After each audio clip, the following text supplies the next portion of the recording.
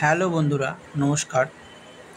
আজকে তোমাদের সাথে উপস্থিত হয়েছি ট্রেডিং ইনফো চ্যানেলে। ট্রেডিং ইনফোতে ট্রেডিং সম্বন্ধে তোমাদেরকে কিছু ইনফরমেশন আমি দিতে চাই।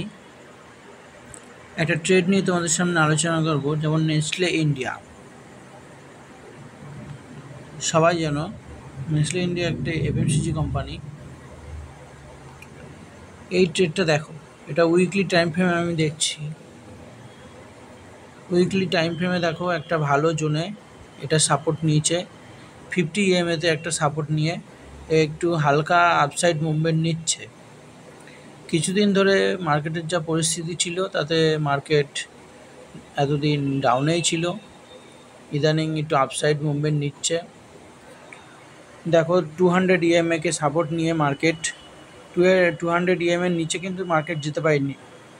200 EMA-কে সাপোর্ট নিয়ে মার্কেট উপরের দিকে উঠছে এবং এখন মার্কেট এই নেসলে ইন্ডিয়া স্টকটি 50 EMA-কে সাপোর্ট নিয়েছে। এখন আমি যদি লাগিয়ে দিই 100 EMA, দেখো 100 EMA-রও উপরে রয়েছে। এবার আমি সোজা চলে যাব ডেলি ক্যান্ডেলে।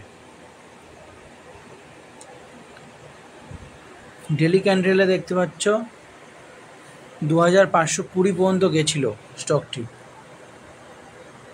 একটু ছোটো করে নিই। দেখো দুটো সাপোর্ট লেভেল আছে, প্রথম সাপোর্টের কাছাকাছি আছে, পরের সাপোর্ট লেভেল হতে পারে এইটা তোমরা দেখতে পাচ্ছ 2291-এর কাছাকাছি। ডেলি ক্যান্ডেলে তোমরা দেখতে পাবে এটি 200 EMA-কে সাপোর্ট নিয়ে উপরে উঠছে। মানে শর্ট টার্মের জন্য যদি তুমি কিনতে চাও এটি কিনতে পারো, কিন্তু এই দামে কিনতে পারো, কিন্তু এটা এই দামে কেনার থেকে সবথেকে বেটার হবে 2300-র কাছাকাছি যদি তুমি দামে পাও সেটাতে কেনা। এটা টার্গেট প্রাইস শর্ট টার্মের ক্ষেত্রে 2500-র কাছাকাছি রাখতে পারো।